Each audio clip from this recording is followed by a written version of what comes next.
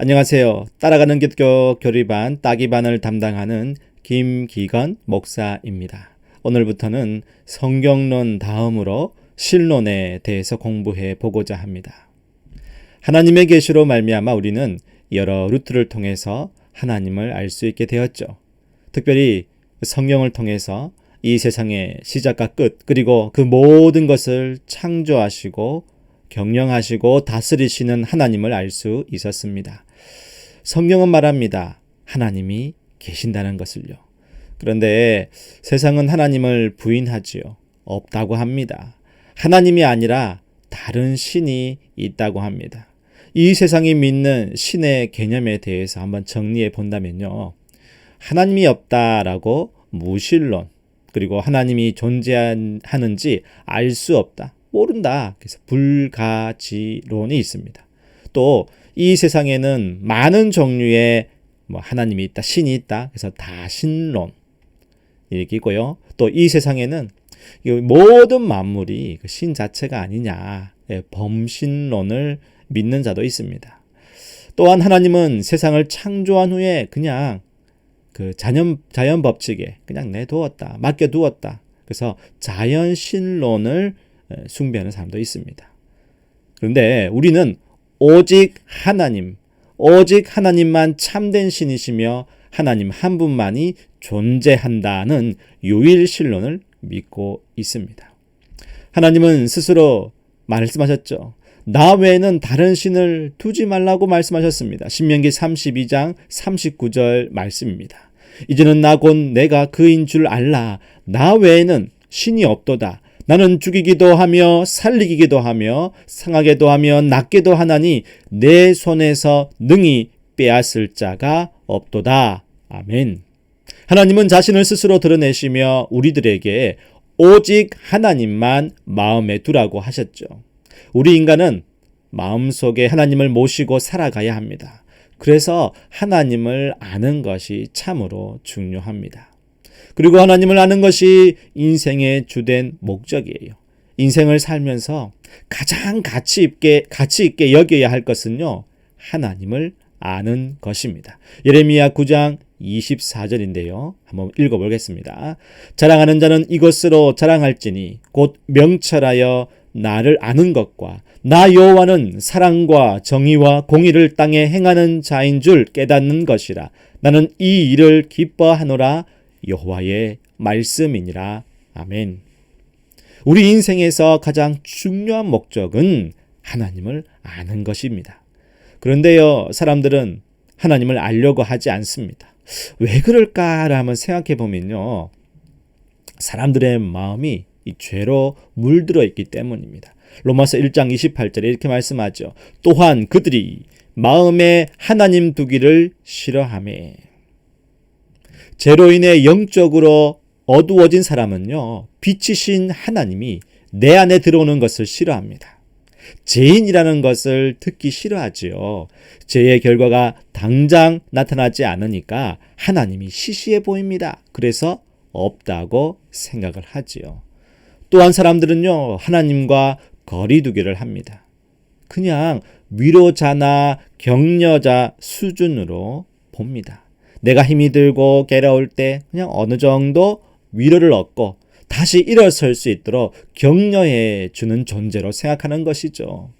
또한 사람들은요, 하나님을요, 의심합니다. 환난이 닥치고 분노와 좌절이 엄습할 때 하나님이 있다면 어떻게 나에게 이렇게 하실 수 있냐며 하나님에 대한 의심과 불신을 가지죠. 상한 마음은 하나님에 대한 인식을 왜곡하게 만들었습니다. 또한 나를 세상의 중심에 놓은 교만한 본성 때문에 하나님을 마음에 두기 싫어합니다. 이게 중요하죠. 내가 이 세상의 중심이라는 겁니다. 내 감정, 내 행동, 내 의지, 내 생각 등 모든 것이 나 중심입니다. 이 강의를 들으시는 분들은 이 모든 악조건을 뛰어넘고 인간의 참된 목적인 하나님 알기에 열정을 내시는 분들입니다. 아무쪼록 하나님을 아는 것이 지식에만 그치지 말고 인격적인 만남을 통하여 살아계신 하나님과 동행하는 삶을 사시길 축복합니다. 그럼 하나님을 알아가는 그 출발은 어디서부터 시작해야 할까요? 바로 성경입니다. 하나님에 대한 신앙은 하나님이 우리에게 자신을 계시하셨다는 그 원칙에 기초를 두고 있습니다. 하나님을 아는 지식에 있어서 가장 근거가 되는 것은 성경입니다. 성경을 통하여 우리는 하나님이 어떠하신 분인지를 알 수 있죠. 구체적으로 하나님이 어떠하신 분인지를 정리해 볼까요? 하나님은요, 실제로 존재하시는 분이십니다. 성경은 하나님의 존재를요, 증명하지 않고 선언하고 있습니다. 창세기 1장 1절입니다. 태초에 하나님이 천지를 창조하시니라. 아멘. 여기서 태초는요, 시간과 공간의 시작을 말합니다. 이미 시간과 공간이 창조되기 이전부터 하나님은 계셨습니다. 그 하나님께서 실제로 계셨다는 것을 성경은요, 증명하는 것이 아니라 선포하고 있는 거죠. 그럼 조금 더 들어가서 하나님이 실제로 존재하고 있다는 것을 오늘을 살아가는 우리가 어떻게 느낄 수 있을까요? 먼저는요, 하나님이 만드신 온 세상 우주 만물에서 느낄 수 있습니다. 로마서 1장 19절과 20절에 이렇게 말씀하지요. 이는 하나님을 알만한 것이 그들 속에 보임이라. 하나님께서 이를 그들에게 보이셨느니라. 창세로부터 그의 보이지 아니하는 것들 곧 그의 영원하신 능력과 신성이 그가 만드신 만물에 분명히 보여 알려졌나니 그러므로 그들이 핑계하지 못할지니라. 아멘. 우주의 질서, 자연의 저화, 인간의 그 몸의 신비 등 모든 것에 보이지 않는 하나님의 그 솜씨가, 창조가 담겨 있는 것을 우리는 느낄 수 있습니다. 또한 인류의 역사 속에서도 하나님의 존재를 느낄 수 있습니다. 사도행전 17장 26절과 27절 말씀입니다.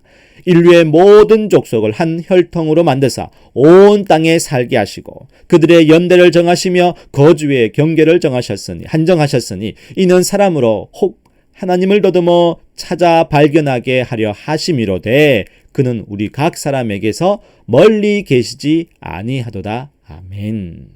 이렇게 하나님은 우리의 가까이에 있다는 거죠. 우리는 그것을 느낄 수 있습니다. 또한 우리의 삶을 통하여 우리의 삶 속에 하나님의 역사를 체험할 수 있습니다. 이사야 12장 2절 말씀이죠. 보라, 하나님은 나의 구원이시라. 내가 신뢰하고 두려움이 없으리니 주 여호와는 나의 힘이시며 나의 노래시며 나의 구원이심이라. 아멘. 이렇게 우리의 삶의 고백을 통하여서 하나님을 느낄 수 있습니다. 또한요, 성경을 통해 하나님을 믿음으로 우리는 하나님이 실제하신다는 사실을 알 수 있습니다. 누가복음 10장 22절 말씀인데요. 내 아버지께서 모든 것을 내게 주셨으니 아버지 외에는 아들이 누구인지 아는 자가 없고 아들과 또 아들의 소원대로 계시를 받은 자 외에는 아버지가 누구인지 아는 자가 없나이다 하시고, 하나님의 말씀인 그 성경을 듣고 믿음으로 말미암아 하나님이 누구인지를 알게 된다는 것입니다. 크게 두 번째로요, 실제로 존재하시는 그 하나님은요, 자신을 드러내시는 분입니다. 그래서 우리가 알 수 있지요. 우리가 하나님을 찾아내는 것이 아니라 하나님이 우리에게 그 당신을 드러내 보이십니다. 시편 98편 2절 말씀입니다. 여호와께서 그의 구원을 알게 하시며 그의 공의를 문나라의 목전에서 명백히 나타내셨도다. 아멘.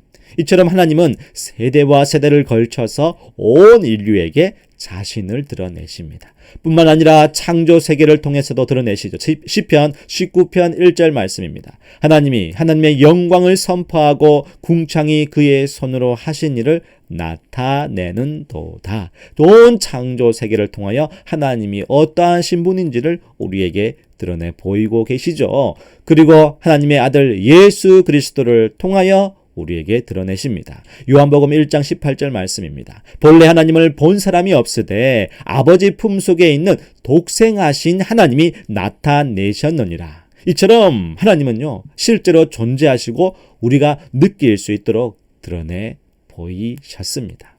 그 하나님께서는요, 지금 저와 여러분, 우리와 함께 하길 원하십니다. 그래서 크게 세 번째로요, 하나님이 어떠한 분이냐라고 생각해 본다면 관계하시는 분, 관계적인 분이시다라고 말할 수 있습니다. 요한일서 1장 3절 말씀입니다. 우리가 보고 들은 바를 너희에게 전함은 너희로 우리와 사귐이 있게 하려 함이니 우리의 사귐은 아버지와 그의 아들 예수 그리스도와 더불어 누림이라. 아멘. 시간과 공간과 온 만물이 창조되기 이전부터 스스로 계신 하나님이 우리 인간에게 당신을 드러내 보이셨죠.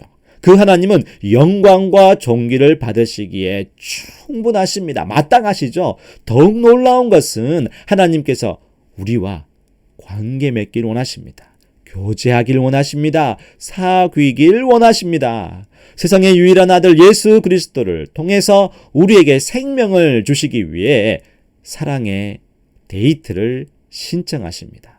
그 데이트를 취소하거나 연기할 이유는 우리에게 없죠. 그 하나님의 놀라운 사랑을 앞으로의 강의를 통하여 계속 누리시길 축복합니다. 여러분 함께 해 주셔서 감사드립니다. 여러분 참 잘했어요. 감사합니다.